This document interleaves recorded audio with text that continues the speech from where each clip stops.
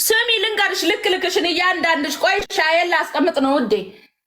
ኖ ልንገራችሁ ወገቤን ጠበቅ ኖ ልንገራችሁ ልክልካችሁን እያንዳንድሽ ባለትዳር ላይ የምትሄዱ ማለት ነው ሁለት ልጅ ሶስት ልጅ እያለው ማለት ነው ሂደሽ ፊት ብለሽ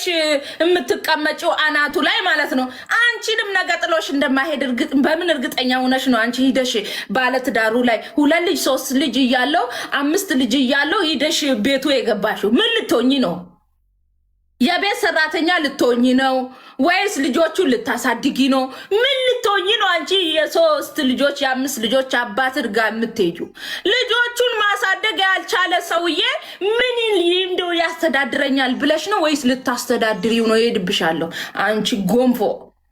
ሄድባችኋለሁ በተለይ ሁለት ልጅ ሶስት ልጅ አራት ልጅ አምስት ልጅ የወለደ ወንድ ልጅ ጋር እየሄዳችሁ ማለት ነው ደሞ